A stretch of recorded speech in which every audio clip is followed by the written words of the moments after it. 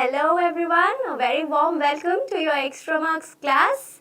This is your History Civics Board Paper Analysis for ICSE. I'm sure after giving examinations, a lot of stress would have been reduced, but at the same time, we are here to have a long-term analysis of ICSE Class 10, and I am here to ask a lot of students as to how was your paper. How was your paper, whether it was easy, it was moderate, what was the level of the questions, difficult, tough, what was it? A lot of questions I know must be coming up in all of my students' mind, and but still what I believe is History Civics Board Paper Analysis was an intermediate level. I don't feel that it was very difficult, but at the same time, I'm sure if all of you would have prepared the mock test papers nicely, then surely I feel that your examinations would have been really great, right? Now, in the general instructions, if we are going to start with, maximum marks was 80 and time given to you was 2 hours, and it was sufficient. What I believe is the time period that was given to you was absolutely perfect. But yes, questions were quite descriptive in nature. Lot of questions we will be analyzing, and I have my your co-teacher for the second part. Ashi ma'am would be doing that. And for the first part, we would be doing the compulsory questions, in which we have 5 questions attempted from part 2, 2 out of 3 questions from section A, right? So this is the pattern of which you were supposed to do it, right? And 3 out of 5 questions from section B was there, right? Now, what I want all of you to do is, first, let's just see this question. This was the first question, and usually what happens is question paper that gives you the first easy question obviously gives you the idea that the whole paper will somehow either be at the easy level or the intermediate level. And that is it. This question, first question, was very, very easy about a simple ordinance that has to be approved by the parliament within what is the time period. So time period obviously was, if you will check the answer here, it's 6 weeks. Now what I have seen a lot of papers that I've got to see, most of my students, even in the doubt resolution chats and etc., I have seen that most of you were confused between either 2 weeks or 6 weeks. 2 weeks is not the duration. It was just given to confuse you, because there are a lot of ordinances that are passed by the parliament, right? By the president inside the 2 houses of the parliament. So 2 was given just to make you confused. 3 and 8, none of them were the correct answers. So the correct answer here is 6, right? So this is the explanation: laid before both the houses of the parliament and shall cease to operate. What is the expiration date? Expiry is the 6 weeks only. Absolutely very, very easy answer. Again, very easy question. The junior category of the minister who assists the senior minister. Now, if you know that this is the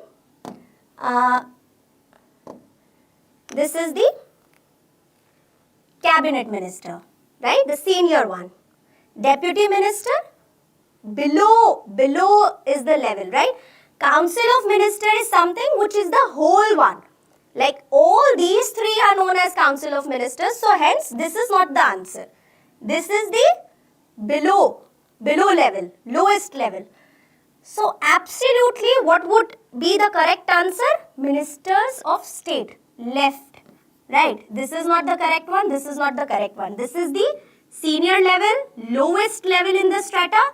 This remains to be the correct answer. So Ministry of State, if you'll open your NCERT books, not just the NCERT, but even if you're referring some of the ICSE books, mock test paper, a lot of you will be seeing ministers of the states are known as junior ministers, right? Given there, First sentence in your ICSE book, any civics book, any competitive level examination book. This definitions given. So the senior is the cabinet and junior is the minister of states. Lowest level if they are asking you, it's the deputy ministers, right? Very easy question again. If you have attended all your Extramarks classes, and not just Extramarks classes, even if you have been following many or solving many of the mock test papers, etc., following many of the teachers, educators available to you, very easy question from civics. What is no confidence motion? What is confidence motion? What is censor motion? What is adjournment motion? All these things are the very basic level questions that you have from the civics section. Very easy. So, here the answer is adjournment motion. Now, even if you are a layman, you don't know, you don't remember, what do you mean by the adjournment? Means pause, right? You want the house to keep aside everything and put significance or put an importance or take a matter of urgent importance. You want to stop, you want to pause and look at the urgent matters, right? So you're stopping, you are taking a pause, and adjournment means taking a pause only. So even if you do not know the answer, if you know the meaning of these, it would have been very easy for you to solve this, right? So I'm telling you, if the 1, 2, 3, 4 questions in the beginning comes easy, make sure that the paper would be ranging from easy to intermediate. So none of the questions I feel were very, very difficult. Yes, some of them were descriptive. They were long answer type, quite lengthy paper, right? Now the next question is, when the Supreme Court reviews, review word gives you the answer of this question. Again, review, revisory. Obviously, it's not original, it's not appellate, it's not advisory at all. You're reviewing it. So any judgment that the Supreme Court or the High Court, because revisory jurisdictions come under both the courts, right? High Court, Supreme Court, right? So revisory jurisdiction comes under Article 137 of the Constitution, and it empowers the Supreme Court to review its own orders, right? Very good evening. I can see lot of my students joining the session. Aishwarya is there, Diana is there, lot of them. Very good.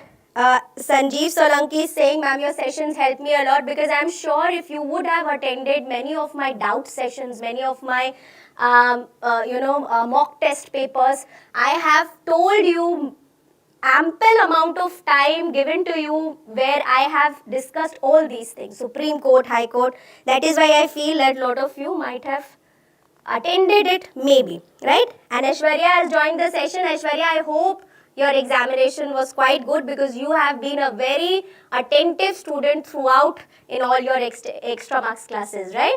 So I'm sure your question paper would have, you have attempted most of the questions from the question paper, right? Now here the next question is that who has the power to summon the houses of the parliament, right? Now here D means dash. Consider it as dash. Who has the power to summon the houses of the parliament?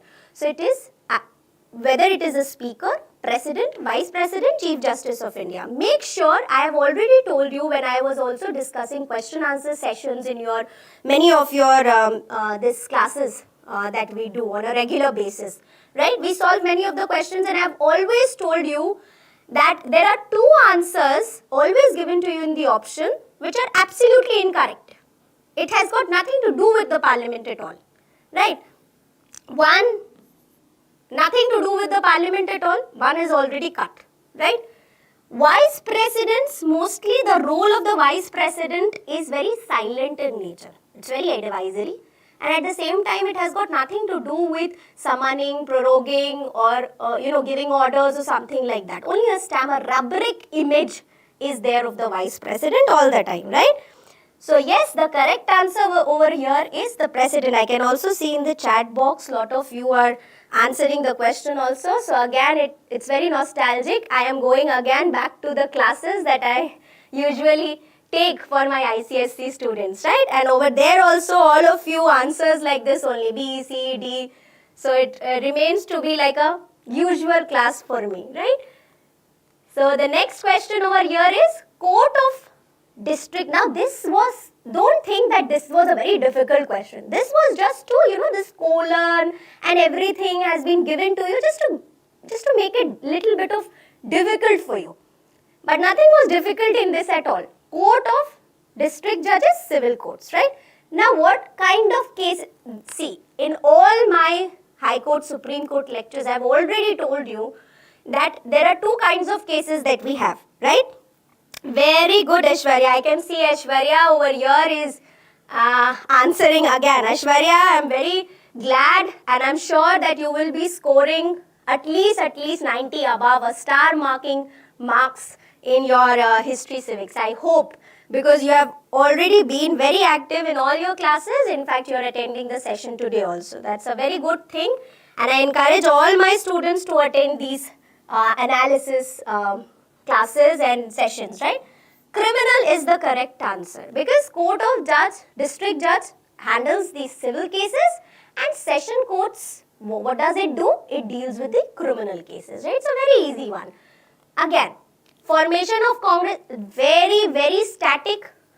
This comes from the static GK portion question, nothing to do with any kind of analysis or any kind of, understanding. Memorizing question is it?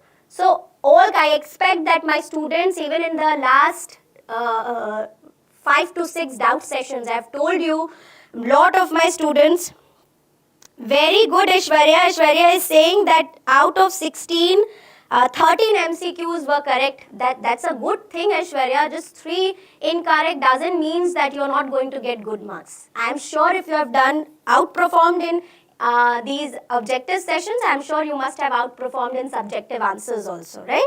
So I am hoping, all of you.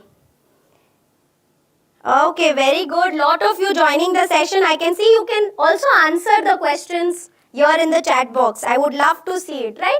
So obviously, formation of the Muslim League. What is the answer? 1906. It's a very static question. Nothing is there to explain, right? Explanation is not there.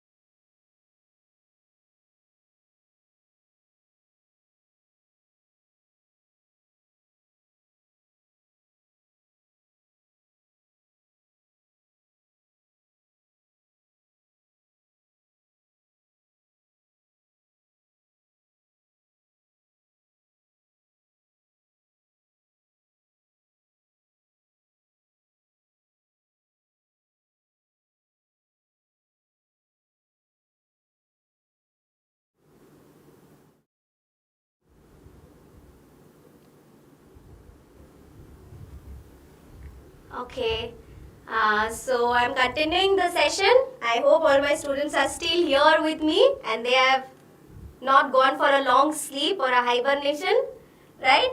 Anyways, coming back to the session, let's keep the good pace over here so that we are not disconnected, right?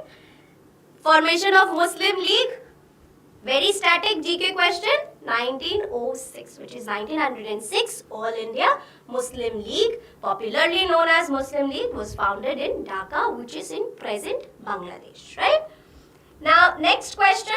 Again, very, I shouldn't say easy, but this is the basic question. If you have studied, okay, also again, coming back to, I don't know, Aishwarya is here with us. I'm sure Aishwarya must be remembering that even in the last class, Aishwarya, do you remember that I told you that you are supposed to study about all these viceroys, governor generals, etc., their repressive policies, their good policies, bad measures, good measures taken in this duration of national independence. I am sure all my students must be remembering the contribution of most of these, right? So if you remember the contribution, whether good or bad, doesn't matter. Role is important, right? So if you remember the role of Lord Curzon, it would have been very easy for you to answer this question. Plan of partition of Bengal was proposed by Lord Curzon only.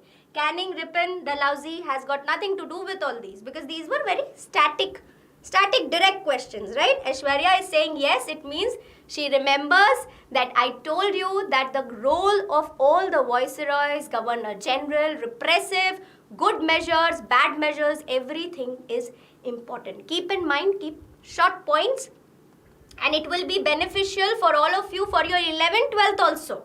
I'm telling you, keep a record of whatever you have written in the note form, in your books, in your exercises. Don't give it to them. Students usually are in a rush to give all your old books and notes to all your juniors, okay? You can share it with them, ask them to do a photocopy, but never give them completely, because these are for your long-term benefits. Even in 11, 12, all these notes, these short questions, a role about all these governor generals and viceroy would be beneficial for you, right? So keep them. People protested against a dash because it had 7 British members and no Indian representative. Forget about numbers. 7, 8, 10, 12, all these informations are given just to make you a little bit confused. Important question is, why did people protested? In which of the commissions that came and people protested? Because it had no Indian representation. And then they gave a call of go back Simon, right? So it's the Simon Commission that brought such kind of provisions where no Indian representatives were there. And that is why people were very agitated, right? Very good. I can see lot of you answering. Very good, Aishwarya and Diana, and lot of you joining the session. Lot of you who are also active in the chat box and they are commenting. Stick to us. We have another co-teacher with us who will be coming and discussing the part B with you, right? So the explanation is this only for why people felt that it's a deliberate insult of them, of not including them for any of the matters that are taken in the good interest of the country itself, right? So we as Indian wanted representation, and that was not given to us under Simon's Commission, right? Now the main objective of the assertive nationalist, direct question, what was the main objective? The main objective was Purna Swaraj. Throughout you will see, even if you are talking about moderates, we are talking about extremists, we are talking about the idea of Satyagraha that hails from Mahatma Gandhi till the rest of the national movement from 1919 to 47 when India got independence. Idea was having Swaraj, having Purna Swaraj, right? The main objective of assertive nationalists was to have complete Swaraj, complete independence. We wanted to have complete independence and not just dominion status of India, where we are just as Indians, but we have no representation in the administration and the government. So what actually the significance of the Indians remained? Nothing, right? So that is why we wanted complete Swaraj. Again, a moderate, easy level question, right? Identify the early nationalist leader. Again, students, a very static and very easy question. I have done a complete analysis. I have come to the point that lot of questions were very direct in nature. I'm sure Diana, Aishwarya, lot of you are in the session. I have Akhilesh here with me, lot of students over here. All of you must have, got this idea by looking at the question that these are very static one. Not confusing in nature, very direct. So, Lal Bal Pal, Bal Gangadhar Tilak, Bipin Chandra Pal, and Lala Lajpat Rai. All three of them were extremists, right? Which means Bal Gangadhar Tilak, Bipin Chandra Pal is not in the picture at all. Jyotiba Phule has got nothing to do over here, right? Because this comes when we are discussing the socio-religious chapter. So the Indian national movement, it has got nothing to do with it, right? So over here, this is cut. What remains to be the correct answer? Obviously, Gopal Krishna Gokhale, right? Lucknow Pact was signed between. Very static, direct question. No objective, no 1, 2, 3, 4, 4, 2, 3, 2, 3, none of these. These are all identical questions that are usually asked, right? So I was expecting that there would be lot of identical questions, and I have given the lecture to all my students in that particular way only. Because I made you, in your ICSE, throughout in your ICSE batches 9, 10 that I have taught, I have tried my best to give you the hardest and the toughest question that you can attempt in all your, even in your mock test papers and your regular classes. Pranav कह रहे हैं ma'am हमारा paper हुआ ही नहीं. I can see Pranav, आपका paper क्यों नहीं हुआ? मैं बिल्कुल जानने में इंटरेस्टेड हूँ ये चीज़ कि आपका पेपर क्यों नहीं हुआ, क्या ऐसे मतलब कंडीशंस थे. I want to know that. So आप कमेंट में मुझे बता सकते हैं चैट बॉक्स में कि क्या रीज़न थी कि आपका पेपर नहीं हुआ. And I feel very sad कि आपका पेपर नहीं हुआ. ये बहुत ही दुखद बात है, लेकिन आप प्लीज़ मुझे बताइए कि क्यों नहीं हुआ, है ना. तब तक हम let's just move forward, right? So the Lucknow Pact was signed between, very direct question, INC and Muslim League.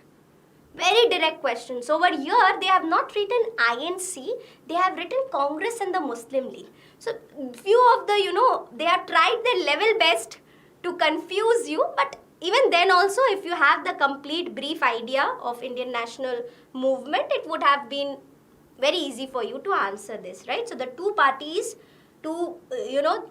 agreed to allow representation to religious minorities in the provincial legislature, and that was done between INC and the Muslim League, right? The dash was one of the causes of the Quit India movement. Again, मुझे लगता है अच्छा ma'am हमारा 15th को है. अच्छा आपका paper 15th को होगा, तो ये this is a good thing. आपको एक एनालिसिस मिल जाएगी. हो सकता है आपका पेपर बेटा चेंज होके आए, क्योंकि मुझे नहीं लगता कि जिनका शिफ्ट हुआ है किसी भी रीज़न से या उनको एक डेट दी गई है दूसरी, तो उसमें ये सारे क्वेश्चंस मुझे नहीं लगता पॉसिबिलिटी है कि नहीं रिपीट होंगे. लेकिन आइडिया जो है कि कौन कौन से पोर्शंस इंपॉर्टेंट है वो वैसे ही रहेंगे. इसलिए अगर आपको आइडिया है कि कौन कौन से पोर्शंस इंपॉर्टेंट है तो आप वो सारे प्रिपेयर करके जाना. And I wish you all the best.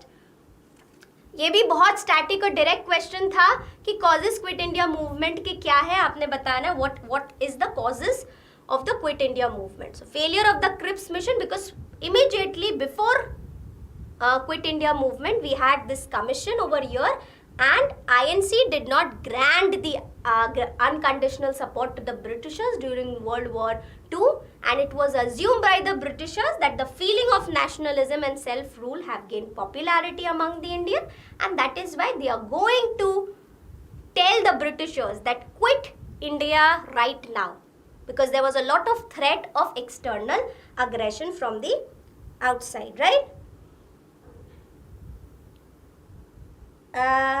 Pranav कह रहे सॉरी ये ICSE का. येस बेटा, this is ICSE solution. That's absolutely fine. Even if you are attending ICSE analysis solutions here, not a problem. Given the paper, not given the paper, doesn't matter. ICSE, solving ICSE paper will again, Pranav, give you the idea of attempting your upcoming paper if you have it. Maybe the NCRT or CBSE coming class 10 paper you must be having on 15th, right? Maybe.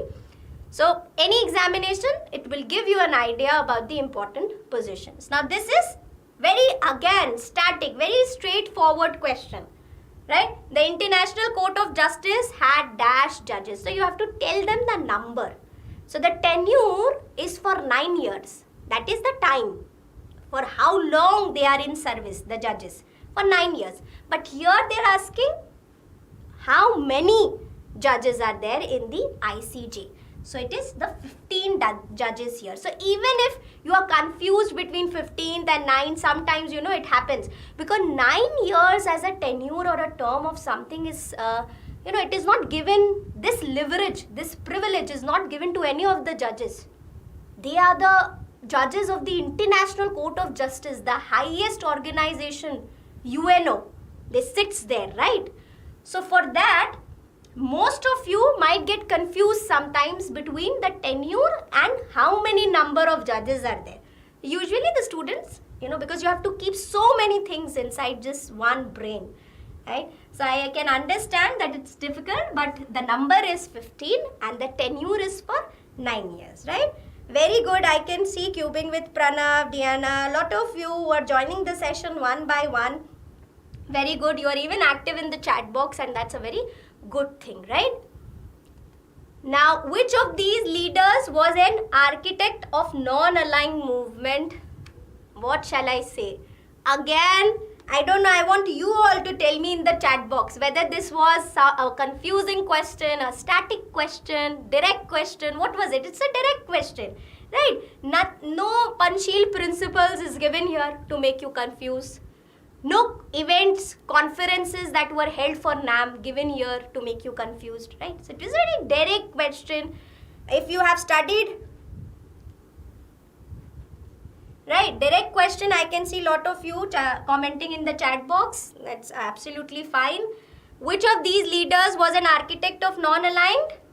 Who is it? Abdel Nasser, right? So we have here non-aligned movement were Jawaharlal Nehru from India, Kwame Nkrumah of Ghana, Nasser of Egypt, Sukarno of Indonesia, and Tito of Yugoslavia. This was a very easy one. They were the architects of the non-aligned. They were the makers of the non-aligned movement, right? Very direct question. The immediate cause of First World War. So again, if you know, I have already told you in the class, and I'm sure, very good. Sarajevo crisis was one of the crises, Aishwarya, very good. Because the Australian Prince, Archduke, along with his wife, who was murdered in the Bosnia capital of Sarajevo in 1914, and that's how that became the immediate cause of the World War I, right? So World War I, World War II, both of them are very, very important. I have again and again told all of you that world wars remain to be very, very important, right? Now, over here, with this, we come to an end of the first part, right? Now, part 1 means question 1 is completed. This is part 1, same part, but question number 2, where you have different short answers of 2 marks given to you. Very good. Diana Mendes is saying that she has got 15 out of 16. Very good, Diana. That's a very good number. I hope that this was also your performance in the subjective, right? That is why I'm sure all my students would be having a very, very good marks in the coming time. I want to hear that. I want to hear from all of you that history civics marks was very, very good, right? Mention any 2 ways in which the constitution ensures the independence of judiciary and executive. I am sure there is no ifs and buts when it comes on to this question. You just have to tell them direct. What is the difference? Now over here, I have given you the whole reason. Even if you have written one sentence, one line for 2 points, I have given you the full explanation over here. So don't think that ma'am has given 4 lines, which means I have just written 1 line. I am not going to get good marks. No, this is just for the explanation, right? So the salaries, allowances, privileges, pensions given, and the way you have to determine, by the parliament and cannot be changed, the disadvantages, everything makes a separation of judiciary and the executive. That is what you were supposed to answer. Next is security of tenure. Judges are appointed by the president and they can be removed by the president on the following grounds only, right? What are the grounds? They don't hold the office during the pleasure of the president, ban on practice after retirement, Judges are prohibited to plead. These are all the reasons. Any of these reasons could have been given to you to justify your answer, like what is the difference between the, or how you will differentiate, or how you will give the reason as to what differentiate between the judiciary and the executive. So it was a very easy question. State two legislative powers of the cabinet. Now there are a lot of powers, bifurcations of power. Legislative power, whether they can do any appointments or not. What are the other powers that you have? Miscellaneous. What are advisory powers of the cabinet, etc., etc., right? So within that, you just had to write two legislative power again for 2 marks. I'm very glad. I'm very glad whether I can see lot of students being active in the chat box and asking each other whether they have appeared for the board examinations or not.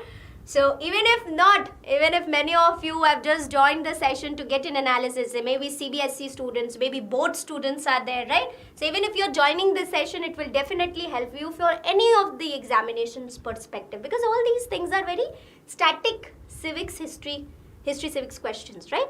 Now the legislative authority is the cabinet guides the parliament for the action.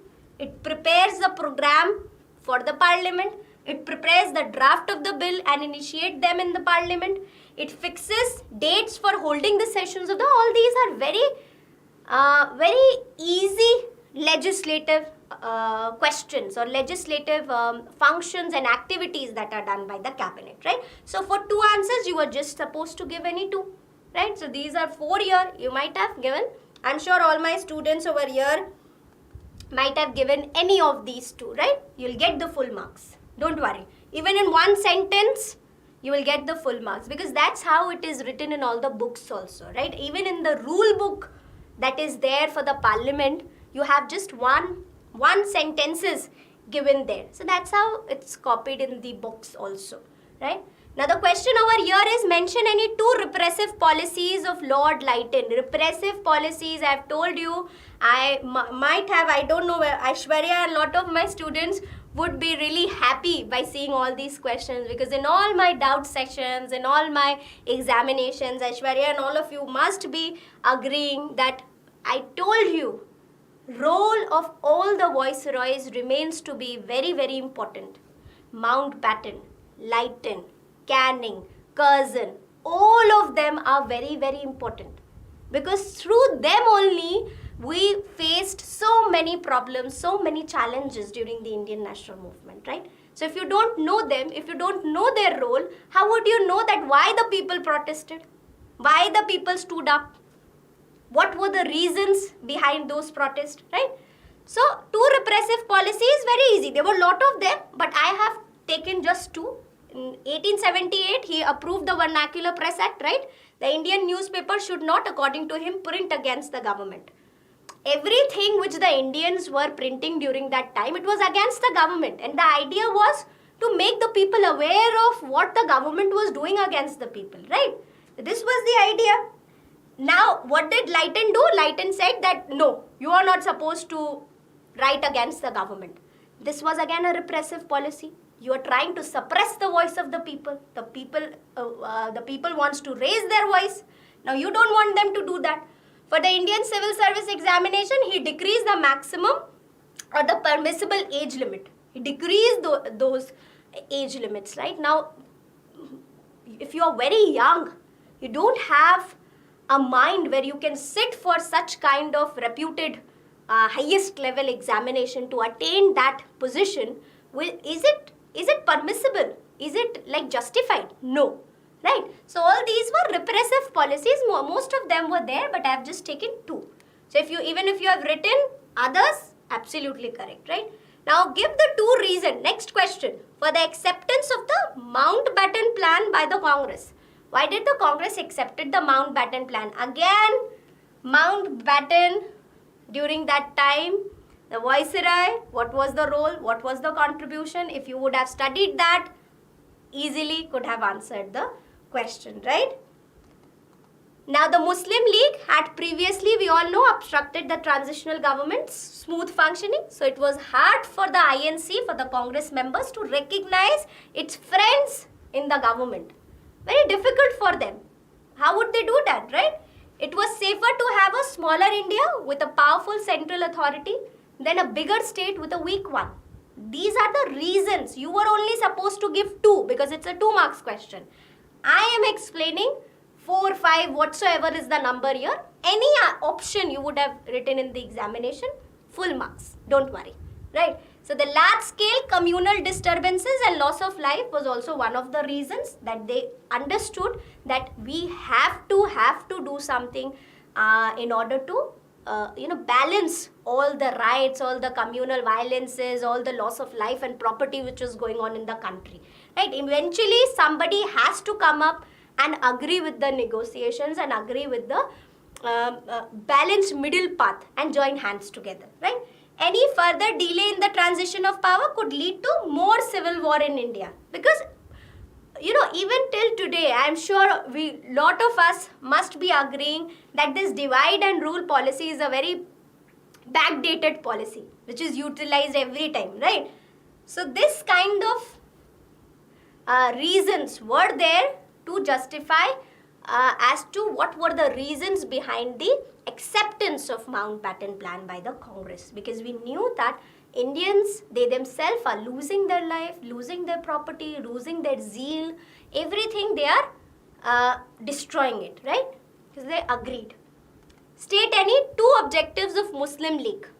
I have told you even in the lectures, Muslim Leagues remain to be very, very important, because Muslim League was the only opposition of INC during that time. All of us agree to this, right? Even INC, Muslim League, moving to Pakistan after the formation of the state, do you think any other party was there? I don't think so. Any other party was not there till Indira Gandhi's regime, till Bharatiya Janata Party came, right? I don't think so any other party was strong in the center, right? So during the independence time, one opposition to INC was only Muslim League. So if you are studying INC, you have to give weightage to Muslim League also, because the only opposition of INC was Muslim League during that time, right? So don't leave Muslim League ever for any upcoming examinations that you are preparing for. So the 2 objectives was to promote the loyalty of Muslim towards British government, right? Because they knew that they will be getting lot of seats there. They will have their own legislature. They will have their own say other than the Indian National Congress. That is why they wanted to show their loyalty towards the Britishers, to overcome the feeling of hostility among the Muslim towards the community, right? We knew that lot of people had this hostile feeling, or not just among the Muslims, but divide and rule, again the Hindu-Muslim, right? So to overcome that feeling of hostility towards the other communities, they knew that Muslim League has to be formed, Muslim League has to take a stand, Muslim League needs to be formed as an opposition to INC, right? Now mention any 2 clauses of the Treaty of Versailles. You have to tell me the 2 clauses of Treaty of Versailles, right? Now the following are, I have given you 3. You can take any of these 2. So clauses, Treaty of Versailles remains to be a very important treaty in the world history. When we are talking about the World War I, World War II, when we are talking in terms about the 2 world wars that has happened in the history, in the world history, Treaty of Versailles remains to be very, very important, right? So Germany lost possession of its overseas colonies. Germany lost a 10th of its population, 13% of its territory, 75% of its iron, 26% of its coal. Now you can understand why Hitler was so agitated, right? So why was Hitler so agitated? Why was this feeling of nationalism burned or grow in the Europe? Because of, when you lose a lot of things from your own resources that you have in the country, you would retaliate. Now, certainly I am not saying that retaliating in terms of war is fine. No. You have to believe in the idea of peace, obviously. But, when you're losing all these things, you can understand what has been the level of agitation.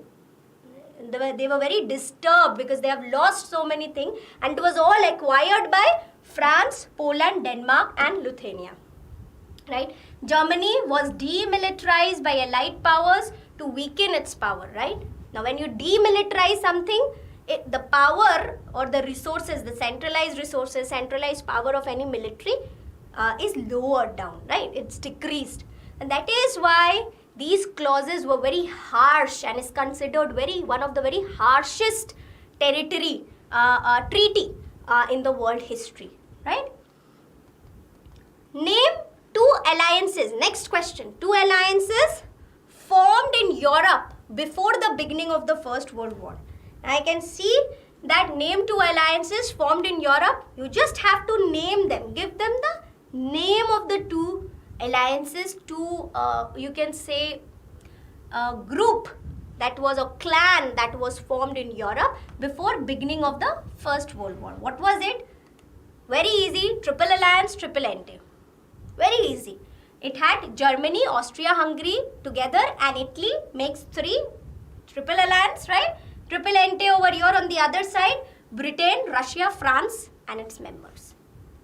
Right? So you just was supposed to, in 2 marks, just supposed to give them names. Absolutely easy. Very direct question. Again and again telling you, questions were not very, very difficult. Either it was of the intermediate level, it was lengthy, it was descriptive, or it was easy. Difficult questions, Ashi ma'am will be coming and analyzing the paper with you, whether in the part 2 section you have difficult questions or not, right? Now, what were the 2 repressive colonial policies of Lord Lytton? 2 repressive? What was it? Vernacular Press Act. I think it's a repeat one. Let's just move on to the next question, part 1. This is part 2, section A. Let me just check. Okay.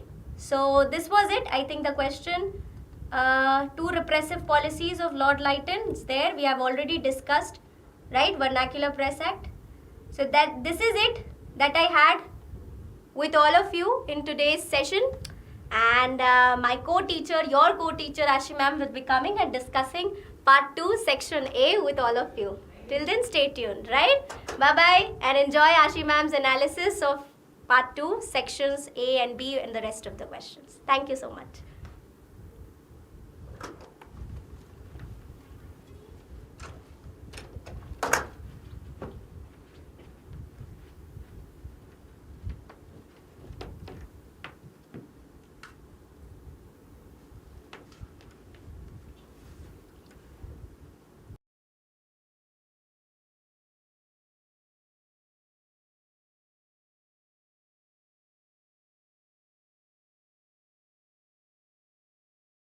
So tell me, how was your exam, right? The first part, how was it? How much marks you are able to secure? Yes? Palmu, Sachin, Krishna, Diana. How was your first part? How do you think so? What will be the marks you will be able to secure out of 30? Because the first part has been already discussed by Sadaf ma'am. So 30 marks. Out of 30 marks, how much you are expecting? Yes. Do let me know. Out of 30. The rest we are going to discuss in the further slides. Till then, let me know how much marks you are expecting. Yes, Aishwarya, Diana, all of you. Those who are there in our analysis. 21. Okay, Diana, not bad. Hi, Sanjana. Tell me how much marks you are expecting. How was the paper? Then we are going to move forward with the part 2. Yes, Ritesh. How was the paper? Easy, moderate or difficult? Yes, easy, moderate or difficult. Paper was nearly nice. Nice, very good. Okay, so you all are saying around 21 or 25. So out of 30, 21 it's good. It's good. So now we are going to move forward with the part 2 and we are going to gather the maximum number of marks from this section, from this part. Because here you have to write whatever you know. Here you don't have to take any right answer out of the 4 options. Doing MCQ is tricky because either you will gain the marks or you will lose the marks, right? But here you have to write whatever you know. That is the most important thing. So are you all ready? So let's start with the first question that is over here. So here are 3 questions in part 2, section A, and out of the 3 questions you have to attempt any 2, and each question is for 10 marks. Each question is for 10 marks. So I am here doing the analysis of all the 3 questions, and whatever the question you have attempted, you just have to check out whether you have written all the important points or not. Fine? Okay, nice. Ciao. So the question is, the Union Legislature comprises the President and the 2 houses of the Parliament. We have studied about this. Okay. With reference to the Parliament, answer the following question. We were sure that one question is going to come from the Parliament and it has already come. So it's very easy. Here, they have given a situation-based question. Mr. Raj wants to be a member of the Lok Sabha. Mention any 3 qualifications required to contest elections for the Lok Sabha. Very easy question. Qualifications. If you want to become the member of the Lok Sabha, what are the 3 qualifications that you need? Pretty simple. We have already discussed this so many times. Another. Mention any 3 legislative powers of the Union Parliament. Very easy. You can write any 3. I'm just going to show you what are the 3 powers which you can write. And the Parliament controls the executive. Mention any 4 ways in which it exercises its control. So these are the 3 questions. 3 mark, 3 mark and 4 mark. So let's see what you have written for the first part, that is the qualifications which are required in order to become the member of the Lok Sabha. So what you can write? That the candidate must be a citizen of India. That is the very easy one. Yes, Swati, very good. Second, the candidate must be at least 25 years of age. This is so easy peasy, right? 25 years of age. We have discussed this so many times. In every MCQ I have given this. That what is the minimum age in order to become the member of the Lok Sabha. And the third is, she should not have been sentenced to imprisonment. Okay, he should not have been gone to the jail in order to become the member of the Lok Sabha. And the fourth, I have added one extra. So if you have written any 3 out of these, then you will get the full marks. No worries in that. So he must not hold any office of profit under the government of India or the government of any state. So out of these 4, you can write any 3. You will get the complete answers. So you have written any 3 of them? Yes. These are very easy qualifications. Moving on to the second question. So this question is done, right? So this was the first question. I hope this is easy, right? We have completed this. Now moving on to the second. Mention any 3 legislative powers of the Union Parliament. 3 legislative powers. What can be the 3 legislative powers? So here the first is that they can take the decisions on the subjects which are given in the union list. Right? Legislative means the law-making powers which are there with the parliament. So they have the exclusive power to make the laws which are there in the union list. Like they can make the laws related to the defense, banking, communication, foreign affairs. They have also the power to make the laws on the subjects which are mentioned in the concurrent list, right?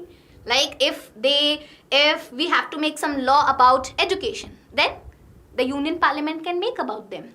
Also, the third power, the third legislative power, that they have the residuary powers.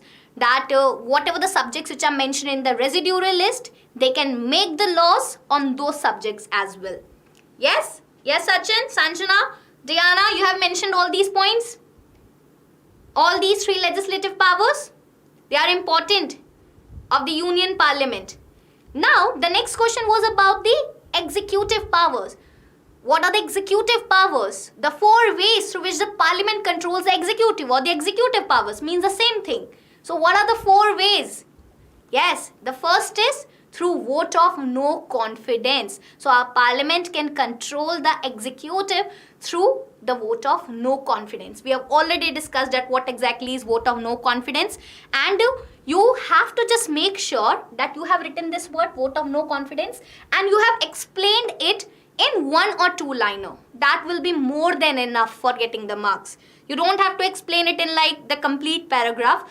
Just write 1 or 2 liner, and if you have written that, I'm definitely sure you will get the good marks. Also, the second way is through question R.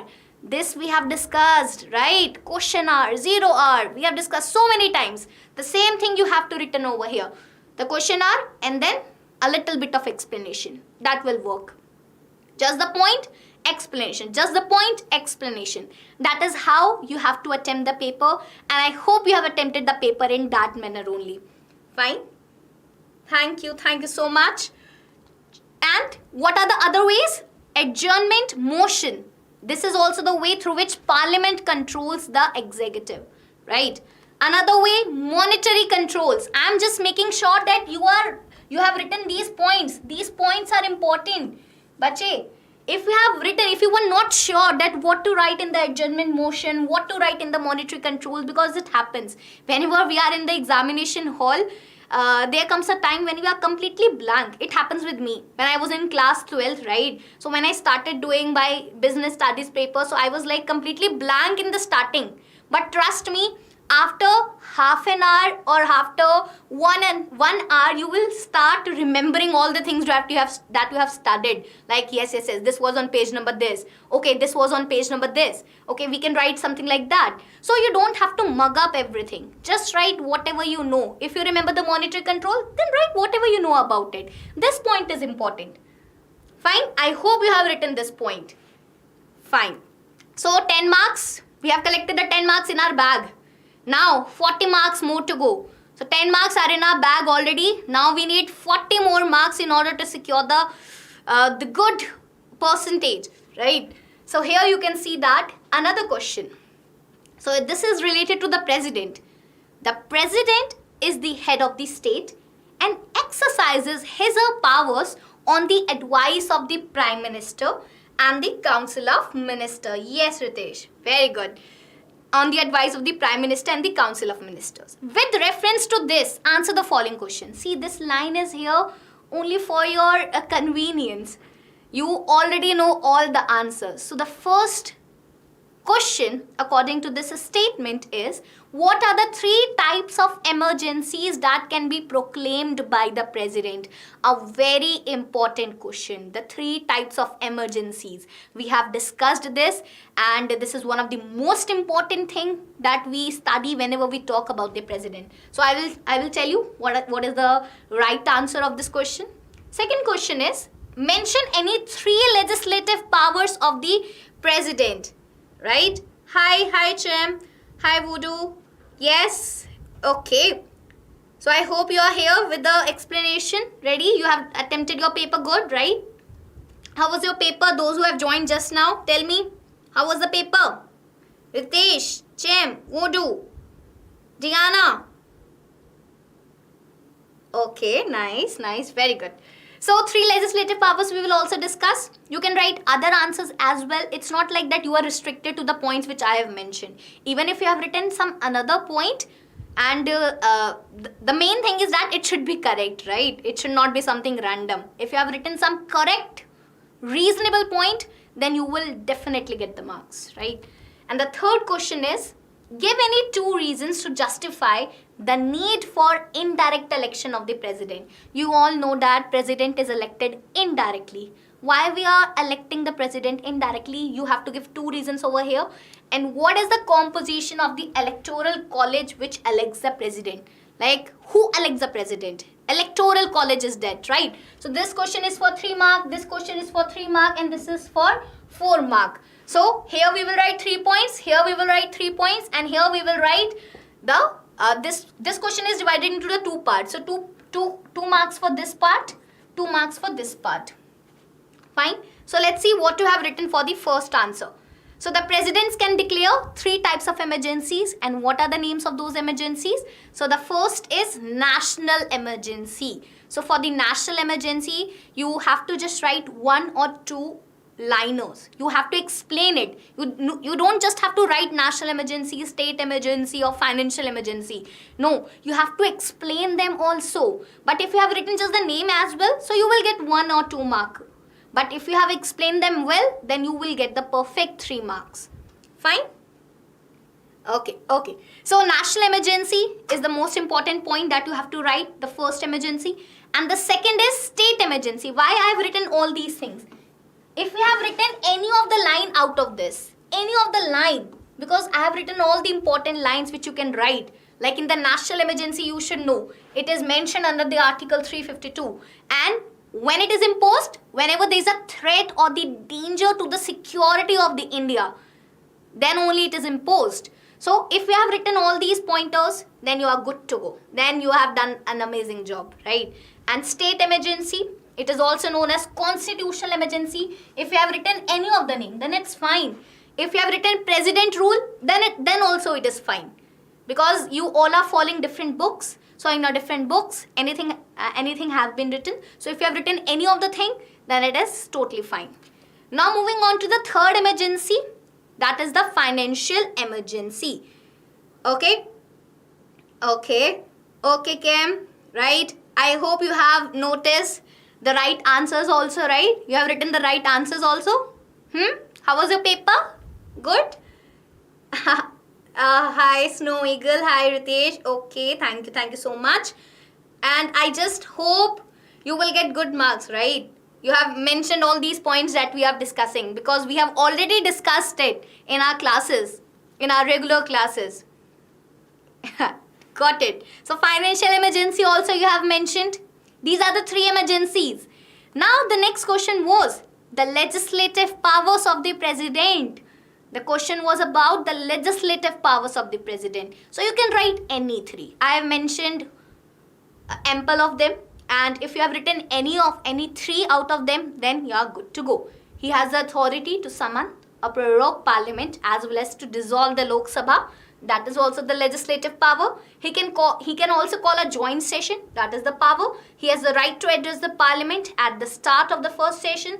The president has the power to send the messages to either house. He nominates 12 members of the Rajya Sabha. So if you have written any of the 3 points in the legislative powers of the president, then you are good to go. Okay, that's good. Very good. So moving on to the next question, 4 marker. So this is important. The first part of this question was about that why president is indirectly elected. So there are 2 reasons that you have to mention. The first is that we have a parliamentary democracy.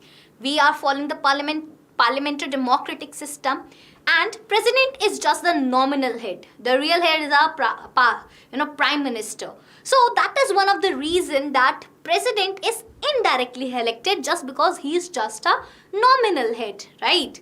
The real head, the real powers are in the hand of Prime Minister and his Council of Ministers. Second reason is that president is elected indirectly as spending huge amount of money, time and other resources for direct elections for nominal executive is not considered necessary. He is just a nominal executive, right? We don't need to spend that much of time, resources, energy in order to conduct the direct elections, because in order to conduct the direct elections a lot of energy is spent, because here all the people, all the population will participate. So in that is also the second reason we can here consider that why we are doing the indirect elections of the president. Hi, yes, music shots. If you will tell me your name, then I will be able to remember you. Definitely. Thank you, Ritesh. Thank you so much. That is very encouragement from all of your side. Nice. So the third question. The president is elected by members of an electoral college consisting of, yes, who all elect the president? Very easy question. 100% sure that you all have done the correct, you all have written the correct answer of this question, right? We have discussed this so many times. I can't even recall that in which mock test I have not given this question. We have given this question in every paper we have practiced. So the elected members of both the houses of the parliament, the elected members of the legislative assemblies of the states, including that union territory, union capital territory of Delhi and the union territory of the Puducherry. So these are the members, those who vote for the president. Hi Subha, I remember you. So how was your paper, Subha? You were very worried, right? Yesterday we were talking and you were very worried for the paper. So how was your paper? Kaisa gaya? All good? Yes? Easy? Writs and all nahi aaye? Because yesterday you were worried that ma'am writs aayenge or something like that. Hai na? All good, right? Very good Subha. Chalo. So next is part 2, section A, another 10 marker question. So let's see. Here is the question. The Constitution of India, haha, nice, hamesha rahega. So the Constitution of India provides for a high court for each state with reference to the high courts and subordinate courts. So we have understood that the question is going to come from high court and subordinate court. We were already knowing it, that either it will come from Supreme Court or either it will come from the high courts and the subordinate courts. So first, who appoints the judges of the high court? Very easy question. Very easy, but it becomes difficult when we have learned so many information. Then these questions become little bit difficult to recall in the examination hall. But I hope since we have practiced a lot, so you will be able to recall all of them. Second, so in this question only, the second part is given. Mention any 2 qualifications required for a person to be appointed as a judge of a high court. Qualifications, right? Second, mention any 3 cases that come under the original jurisdiction of the High Court. Original jurisdiction of the High Court. What are the 3 cases that can come under? Next is, what are Lok Adalats? And mention 3 advantages of the Lok Adalats. So here this is for 3 mark, right? This is for 3 mark and this is for 4 mark. So here you have to write 3 pointers. Here you have to write 3 pointers. So this is for 1 mark, this is for 2 mark. You can further bifurcate 3 and then here are the 3 cases. And Lok Adalat, this is for like 1 mark and this is for like 3 marks. So total it will be 4. So that is how you have to bifurcate whenever you are doing your paper, that how much to write. You don't have to write too much because it is just for 2 hours and you will miss out anything. So tell me if you have missed anything. Time was enough for the paper? Time was enough? Or was it lengthy? If you have written the sufficient things, then it will be enough. And if you have written unnecessary things also, then you will say that it may have been lengthy, right? Okay, so try to write short and crisp answer. Now moving forward, so the first answer is that the judges of the High Court are appointed by the President. Right? And you can write these extra pointers also if you have written all these points, then also it is good. If you have written this point and if you have written any of the 3 points supporting this point, then it is good to go. I have written some extra points also, so that any of the point you have mentioned, you will be able to see that okay, I have written this point, so I am good to go. So these are for your for checking whether you have written any of the point out of these. So qualifications, what are the qualifications to be appointed as the judge of the High Court? So she should be the citizen of India. This is like universal qualification in order to become anything in India. So this is very easy. Nice. Ma'am, 1 extra question bhi attempt kar liya. Okay Subha, but you will not get any extra marks for that question. Time ज़्यादा था, revise कर लेते. Extra question attempt नहीं करना है, extra marks नहीं मिलेंगे. जो क्वेश्चन आपने पहले अटेम्प्ट किया होगा उसी को करेक्ट चेक किया जाएगा. ठीक है, अगले एग्जाम में सुबह, क्योंकि अभी ज्योग्राफी का पेपर रहता है, तो उसमें ऐसा मत करना. ध्यान से एनालाइज करो. पेपर का टाइम मिलता है, you get the reading time, so select the questions which you are going to attempt. Don't attempt any extra question, you are not going to get any extra marks. ठीक है, revise भी कर दिया. ठीक है, very good.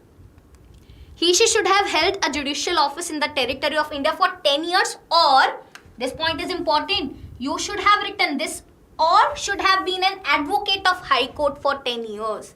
These 2 points are important. If you have not written this, then you will not get the full marks. Half marks will be deducted. Very good. So the next was the original jurisdiction. Which cases fall under the original jurisdiction of the High Court?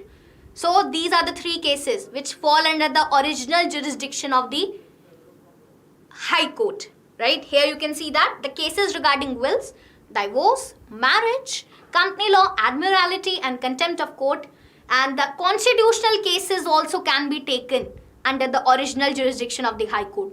The High Court has also the power to issue the writs whenever your fundamental right has been, violated, or you want the remedy. So for the enforcement of the fundamental rights also, the High Court has the power to issue the writs. So I hope you have written these three things. Very good, very good. Nice. Chalo. Now the last question was in this about the High Court or the subordinate court was regarding Lok Adalat. And this is like one of the easiest question. We always pray that please Lok Adalat aaje exam mein, because Lok Adalat is the most easy thing to write upon. Writing about High Court and Supreme Court sometimes become little bit tricky when we are writing about the qualifications or the appointment. But the Lok Adalat one is the very easy one. Right? Yes. Hera? Suba? Good. So Lok Adalat means people's court. You all know that these have been set up in order to provide the quick justice, quick legal aid. And what are the advantages? These are the advantages that they provide speedy, inexpensive justice. Right? They take over the load of the lower courts. They relieve them of the heavy load which are there on them. And they promote social justice. All the people, they get the quick justice. So in turn, it promotes the social justice. So these are the three important advantages. So if we have done this question, 4 marks are in your pocket. Now we have gathered 10 more marks. So 10 more marks are now in our pocket, right? Yes, Ritesh. Yes, Nipun. Yes, Suba. Yes, Snow Eagle. Good. Okay, so now we have 10 more marks in our pocket. Now we want 10 more marks. Okay, 10 more marks. Chalo. So now history, done with the civics. Now we have to do some history questions. So there are 5 questions. You just have to attempt any 3. If you are comfortable in the Indian national movement, if you are comfortable in the World War, if you are comfortable in the UN, if you are comfortable in the First War of Independence, in whatever chapter you are comfortable, I hope you have attempted the question from that. This is the good thing about the ICSE, that they have given you the option. Even if you don't like one chapter, you can just skip it and just prepare the another chapter. So you can attempt that. So smart study is required. Smart study. I hope you have done that. So the Indian nationalists described the Great Uprising of 1857 as the first war of independence. And I always say to my students that prepare this chapter. This is one of the easiest chapter. The first war of independence, the revolt of 1857, and whatever the question will be asked, you will be able to write. Okay. Fine. So mention any 3 policies used by the British to expand their political power in India. The revolt of 1857 is also known as the Sepoy Mutiny. Mention any 3 military causes, right? Mention any 3 policies. First question that we have to do. The revolt of 1857 is also known as the Sepoy Mutiny, and mention 3 military causes which led to the uprising. So they are talking about the military causes. That what were the reasons because of which the revolt of 1857 happened? What were the economic reasons because of which the revolt of 1857 happened? So we have already discussed about social religious reason, economic reasons, military reasons, immediate reasons. We have already discussed all of them in our class. Now we have to write the military causes, economic causes, and the 3 policies because of which the Britishers were able to expand their political power. So what can be the 3 policies? So you have to write that 3 policies because of which the expansion of power has happened. They are subsidiary alliance, the policy of paramountcy, the doctrine of lapse, and if any other policy which has been mentioned in your book, you can write any 3 of them. And the thing is that you have to explain them a little bit. 1 or 2 line, 1 or 2 line, 1 or 2 line. That is how you have to write a 3 marker, not just writing points. I have written it for so that you will get an idea that what you have to write, but you have to explain them also. Fine. Now the next question was about the military causes. What was the military causes because of which revolt of 1857 happened? Military causes related to the army, related to the soldiers. So the ill treatment of the Indian soldiers. General Service Enlistment Act. This is very important. We have discussed this. This was one of the reasons because of which the soldiers were frustrated and they raised their voices against the Britishers. And the revolt of 1857 happened. The third is introduction of the Enfield rifles, right? Remember the grease cartridges, the made up of the fat, right? Made up of the fat of the cow and the pigs.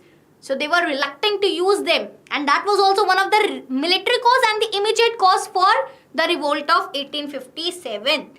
ठीक है? हो जाएगा सुबह. I will help you out in geography. Don't worry. अभी time है. Don't worry. We will do the geography part also. चलो. So, 4 economic causes of the revolt or exploitation of the economic resources. Indians were frustrated because the economic drain was happening. Our economic resources were exploited by the Britishers. So that was one of the reason because of which the revolt of 1857 happened. The another reason was the collapse of the Indian handicrafts.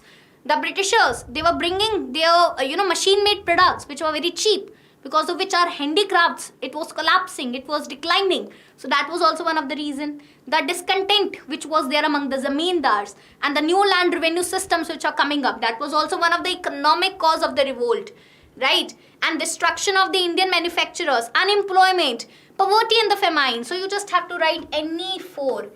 Any 4 you have to write. Okay? Any 4. They are asking just 4. Don't write any extra point even if you know. That will not fetch you extra marks. Because the teacher is going to check the first 4. Even if you have written the correct one in the 6th one, you will not get the marks. So write the first 4 correct. Okay.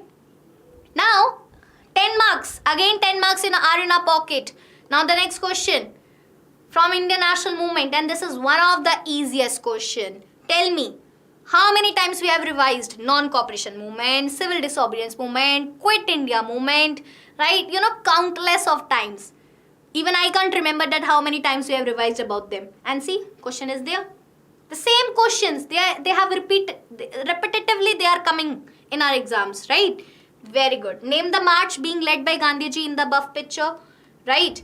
Which movement did this march launch, right? What were the 3 causes of the non-cooperation movement? So here, don't get confused, but here they are talking about the civil disobedience movement. But then in the second question, they are talking about non-cooperation movement.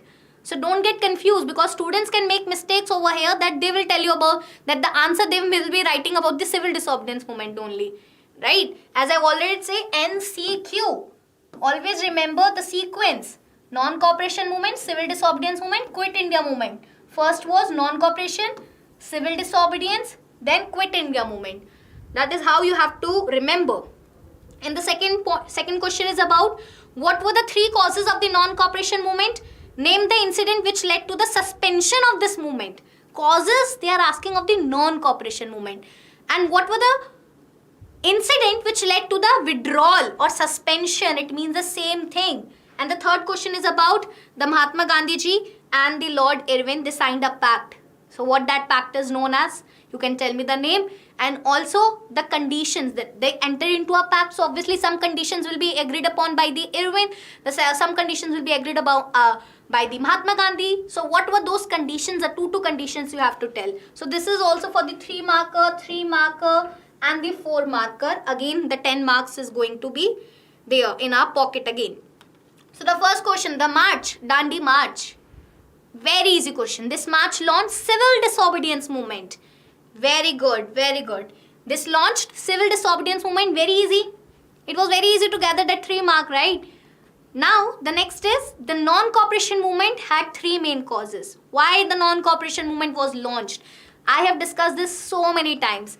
Jallianwala Bagh, Rowlatt Act, Khilafat agitation. These were the 3 important reasons because of which the non-cooperation movement was launched by Mahatma Gandhi ji. He was just looking for the perfect opportunity where he found that where the Hindus and Muslims, they came under the same umbrella, he launched the non-cooperation movement, right? And what led to the suspension of the non-cooperation movement? That was the Chauri Chaura incident. Remember, Mahatma Gandhi ji called off because the Chauri Chaura incident happened because he was strictly against the violence. He was strictly against the violence. And when the Chauri Chaura incident happened, so Mahatma Gandhi ji was like, no, people are not ready to revolt against the government through ahimsa. They need more practice. I'm going to call off this movement. I'm going to suspend off this movement. So Chauri Chaura incident led to the suspension of the non-cooperation movement. Very good, very good. So the third question, it is about the Gandhi-Irwin Pact. Very good, Suba, very good. So it was an agreement which was signed on March 5, 1931 between Gandhiji and the Lord Irwin. So conditions that Congress agreed to. What were the conditions that were agreed by Mahatma Gandhi ji? That we will stop civil disobedience movement and we will participate in the round table conference. That okay, we are going to participate in the round table conference. The conditions that British agreed to, that we will release the political prisoners.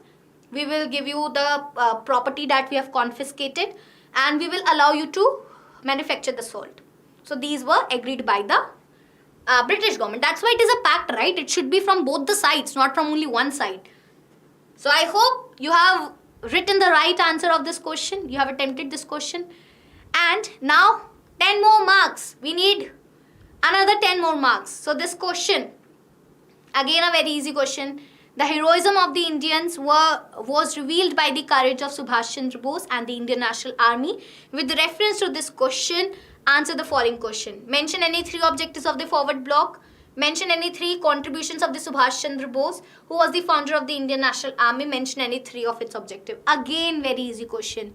INA, we have discussed about this so many times. See, questions are repetitive.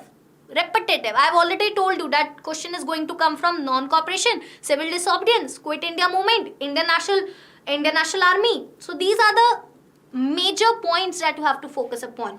And you all were worried. क्यों tension ली? उधर से ही question आने थे, right? You don't need to worry about the geography paper because the same topics are going to come again and again. You just have to focus on the important points. Fine. So the first immediate objective of the forward bloc was to liberate India. The forward bloc aimed for socialist state. They were focusing upon the establishment of classless society. These are the points. If you have written these points, then you have given the right answer. These are the mark pointers. It doesn't matter if you have written some active passive voice English or whatever English you have written. If your sentence is making sense, if your sentence has these pointers, then you will definitely get the good marks. You will definitely get the full marks, right? Now, he formed the INA, which incited the armed forces to revolt against the British Raj, right?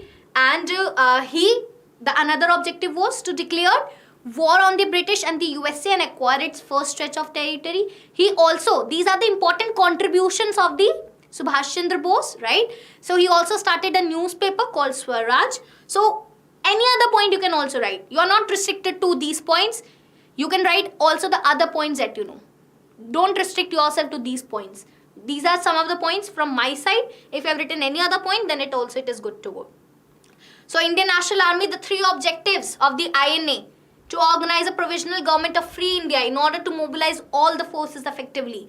The 3 main objectives: unity, faith, sacrifice. To establish free India for the people, to fight against Britain with the help of the fascist powers like Japan and the Germany. And these were the important pointers, right? I hope this is again we have again gathered 10 marks in our pocket. Now, another question that we are going to discuss. So, this is also for 10 marks and it consists of the 3 options. So, this is for the 3, 4. So, the question is about the World War. So, we were sure that one question is going to come from World War I or World War II. So, this question is here. You can see that it is somewhat from the World War II. So, this question is talking about Second World War. Yes, Ritesh. Yeah, good. So, here you can see that the first question says, mention any 3 similarities between the ideology of fascism and Nazism. We have discussed about this. State 3 consequences of the Second World War and 4 four causes of the Second World War. Simple, very simple. Consequences, causes, impact. It doesn't matter whether they are talking about consequences, impact. It means the same thing, right? Question, you just need to understand the meaning of the question. So the first three similarities, any three similarities you can write, any three similarities out of it, that both have faith in totalitarian rule, both wanted a strong, stable and efficient government, both wanted to restore the status and the dignity of their nation by making them strong power, both of them considered themselves as the superior and wanted to expand their empires. So these are the similarity between the fascism and the Nazism. Exactly. So any point you can write. Consequences of the Second World War.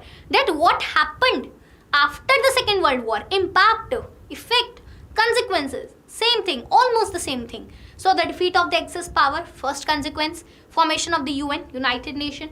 The new centers of power emerged, America and the USSR. And the earlier powers, Britain and France, they were replaced. So these are the three consequences and 3 markers. 3 marks are in our pocket. Another 4 mark. What you have to write in the 4 causes of Second World War? You have to explain them, bache. You have to explain them also. You just don't have to write them. You just have to explain them in one line, two line, not more than that. Dissatisfaction with the Treaty of Versailles, the major cause of the Second World War. Economic hardship, second important cause. Rise of the Nazism, the Nazi party was rising. The third reason for the Second World War, the failure of the League of Nations. Another important cause for the Second World War. So these are the 4 causes and I hope you have explained them. I always emphasize that pointers should be in your head. If you know the pointers, then you will be able to write English. You already know English. You can frame all the answers. You all know that. Fine. Here, now another 10 marks question. So the United Nations organization. So obviously we were knowing that one question is going to come from United Nations. A very important topic. So let's see what are the questions from the United Nations. That what is the composition of the Security Council? And what is the term of the non-permanent member? Very easy question, static question. Mention any 3 functions of the General Assembly. Give the full form of the UNESCO and mention any 3 of its function. You know what? Even if you have not studied this, you will be able to answer. It's okay if you have not attempted this question, it's fine. It means that you have prepared some of the chapters and left some of the chapters. Then it's totally fine because you cannot just remember all the things. We are humans and obviously it becomes very difficult to remember all the subjects, all the chapters, all the data. So it's totally fine. Chill. Okay. So UN Security Council consists of 15 members, 5 members, they are the permanent and the 10 members, they are the non-permanent members. Okay, Subha. So non-permanent members, they are having the the time period elected for a 2 years term. The term is 2 years by the General Assembly. Now, the General Assembly, what are the functions of the General Assembly? You can write any of them, n number of functions. General Assembly performs so many functions. You can write any of them, right? They can, like you can write that they elect the non-permanent members of the Security Council. They consider and make the recommendations on the general principles of the cooperation for maintaining international peace and security. So whatever point you are having in your mind regarding the General Assembly, you can write any of the point, right? But the thing is that it should be correct. It's not like you are writing any song. No, it should not be like that. Write the correct, reasonable answer. That will be accepted. Now the full form of UNESCO, United Nations Educational, Scientific and the Cultural Organization, and the functions of UNESCO are, you can write functions related to the education, the function related to the science, the function related to the culture. So if you have written their functions related to any of them, it will be good to go. You can write any of the functions, any 4 functions that you have to write, or 3, because 1 mark is for the full form, right? So even if you have written 3 points, then it is also fine, because 1 mark is for the full form of the UNESCO. Fine. So this was the last question, and I hope you have done the paper well. So how was it? I hope you have enjoyed, right? And now don't worry about the next paper. 1 paper is already, just tick it off from your list. Now we are going to move to the next session, right? And that will be of the geography, and I hope you will prepare it well. And do let me know if you will ever have any doubts related to geography in our classes. So thank you and have a nice day. Tata, bye bye. Take care. Bye Ritesh, bye Suba. 7 paper to go. Okay. Nice. Okay. Then after that, it's like party time, right? ठीक है. Bye.